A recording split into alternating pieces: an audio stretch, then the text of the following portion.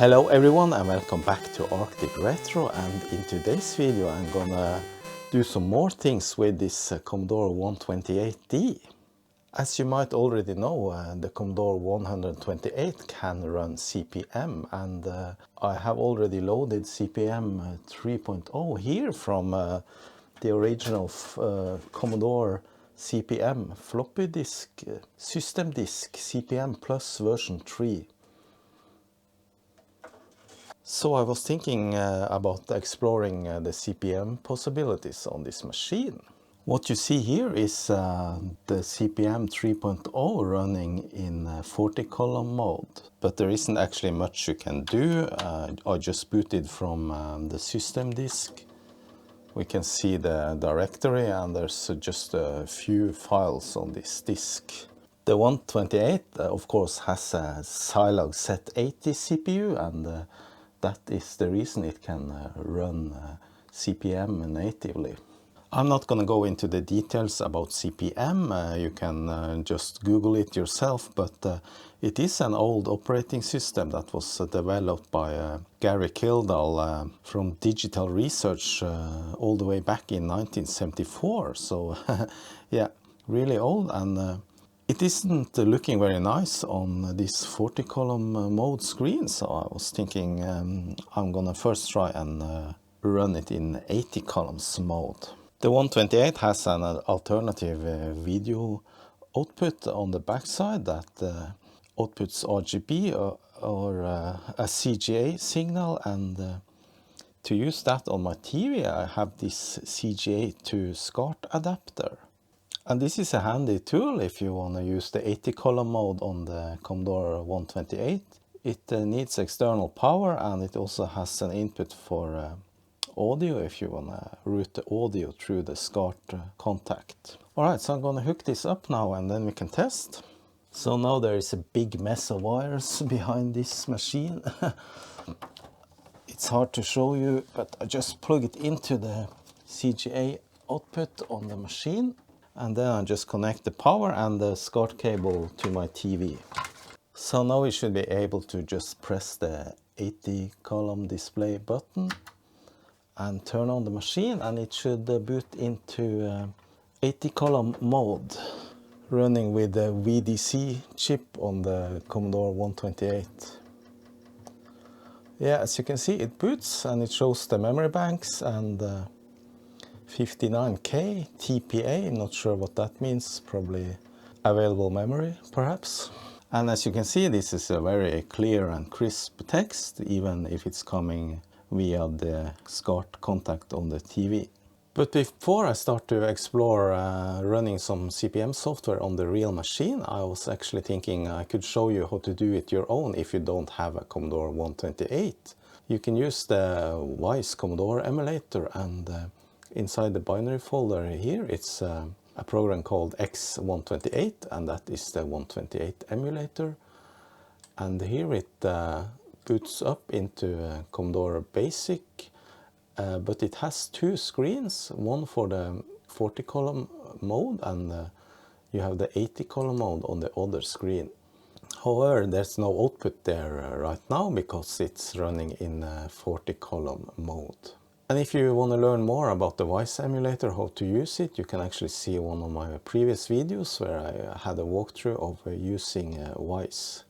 Okay, so now we want to change into 80-column mode, and to do that you are supposed to press F7 for the 80-column mode button.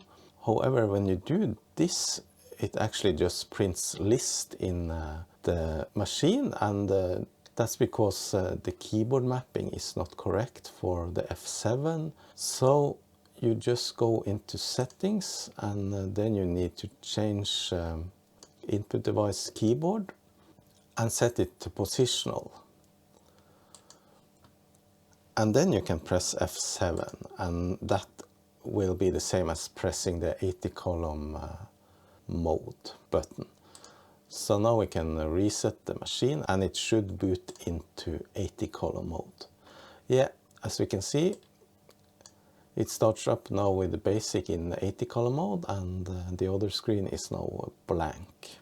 Now to boot into CPM you need to find the CPM system diskette, and I found that and a lot of other CPM software on simmers.net.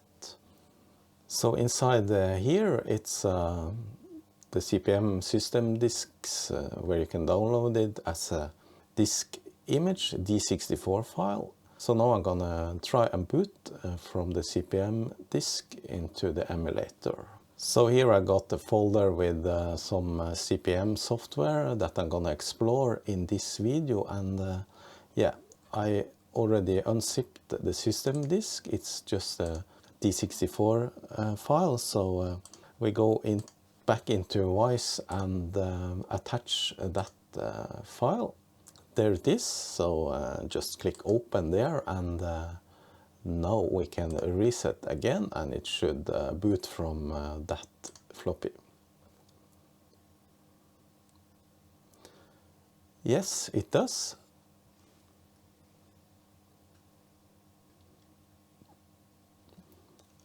And now it actually says here 80 column display. The date is a bit off, obviously. You have the help command that can provide some information.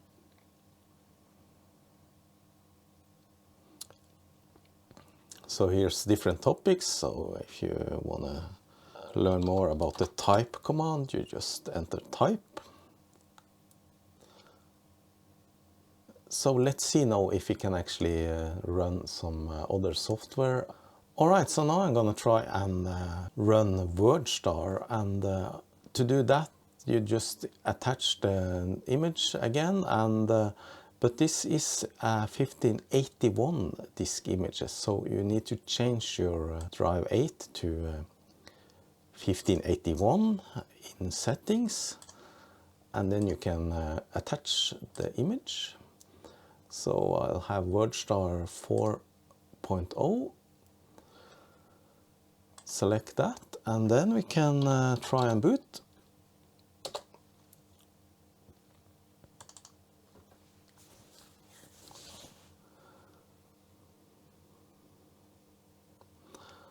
Sometimes it's pretty slow on loading.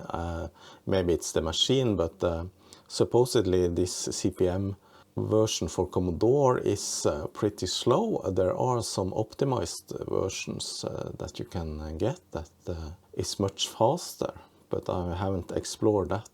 Okay, so it actually booted and loaded WordStar CPM version. So now we are into business mode here and can start writing some documents. Okay, so this seems to work.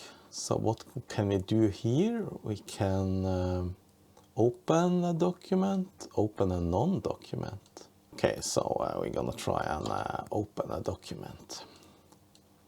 So this will be a new document, so we just call it Arctic Retro. Create a new one, yes.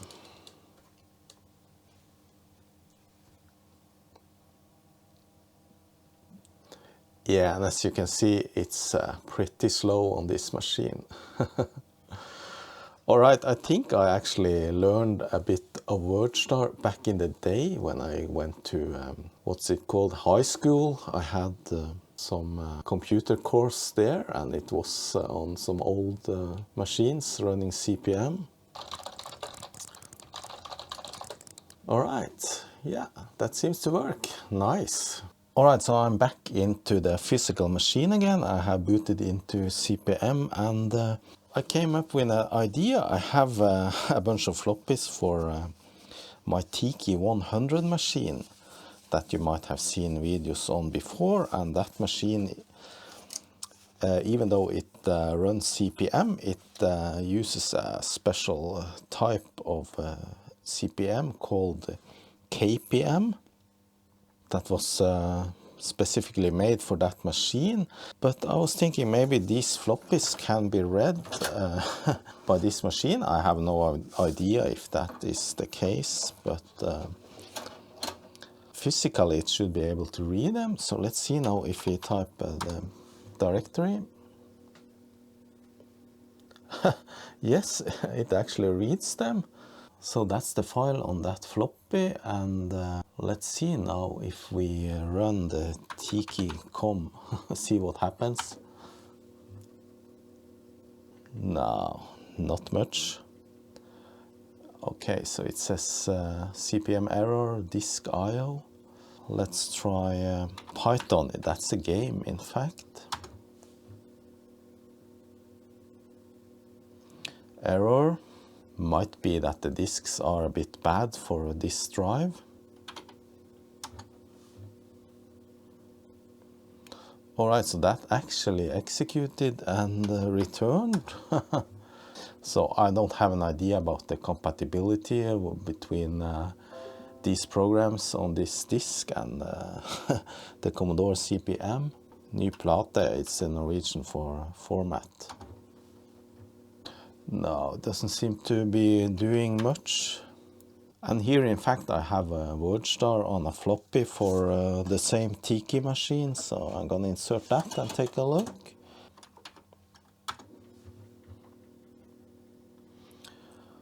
So it lists the directory, so yeah, let's see now. If we can run something here, we could try the WordStar program itself. Nope, that just hangs the machine and the floppy is spinning, but it's not reading. Let me check if I can read the file at all by using the type command. I see there's a test.buck. Well, seems like it read it at least. So you have a rename command.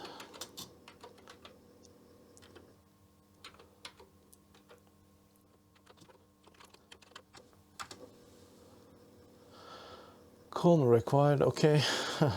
Here's the Turbo Pascal floppy disk for the Tiki, and it would have been fun if that could be run on this machine. And there is a README file.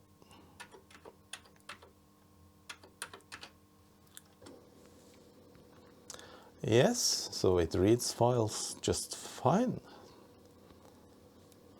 Turbo is the command. Nope, just comes in with a disk IO error.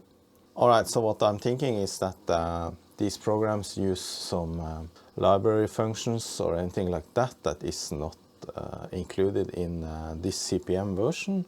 Probably possible to fix, but I'm not going to invest any more time with that now. Alright, so I have downloaded a few games and some stuff from simmers.net, and my plan was to actually try and run some of that on the machine, and for that I'm using my Pi 1541 disk emulator, and I just hooked it up as device 9 because I was not able to boot from it from CPM. It is probably possible, but I haven't really figured out how. However, now we should be able to go into a disk image in the 1541 Pi and see if we can use that on CPM. So I have hooked up the HDMI output from the Raspberry Pi to my machine, and I can now navigate to a CPM folder here. It could easily read the D64 disk images, but I tried D71. I don't think that is supported, and also I found some D81, 1581 floppy disk images, but it wasn't able to read those at all. Probably it is possible. I did download the 1581 ROM, but still couldn't figure it out. So if you select an D81 image, there's no information or anything above, which you will get on the other ones. For example, if I select this Queens D64. Now we see there is a CPM plus floppy disk image, and it is on device 9. So now if we go back to the Commodore, it's a little bit of a juggling here with one screen. I have booted the machine with the floppy drive into CPM. So how do we address device 9 in CPM? Well, device 8 is A, so device 9 must be B. B colon. Takes a while. This is not quick at all. Okay, so now it's changed to B, and I can take a look at the directory. Yeah, there it is. There's something at least. Let's see now if we try and run this. Queens. There's some other stuff here as well. I think this is just some text game. I tried a few other games in the emulator and they were all text games. So it seems to be loading. So to check if there's activity on the disk, we can switch back to the Raspberry Pi output and see. Yeah, and here we can see there is a lot of read activity on the disk. Alright, so now something happens here. It actually loaded and took a couple of minutes. Yeah, it seems like a text-based game.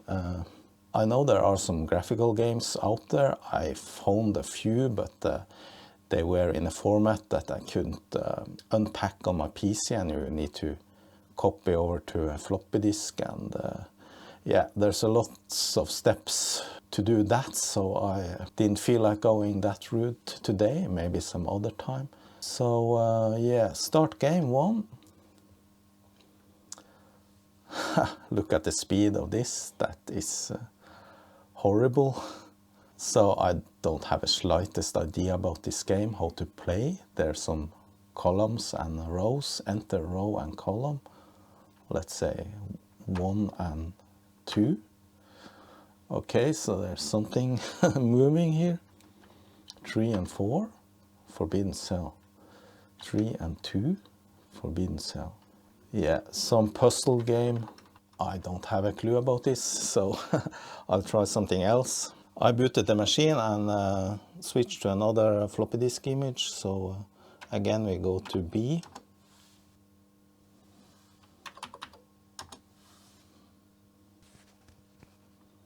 So here's a game called Gorilla. Probably the same style as the last one. Let's check it out. You know, most of the things I do in this video, I didn't actually try them before I filmed, so you get the raw content.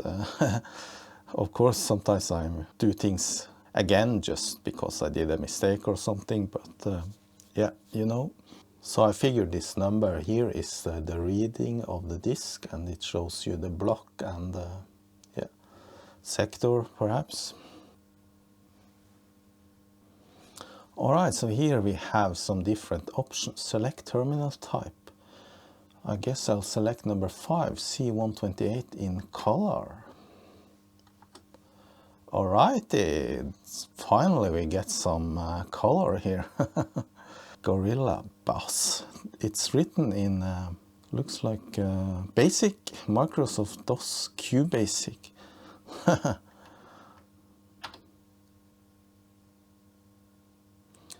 But it's still text-based, so yeah, no graphics, and it's really, really slow. Okay, angle.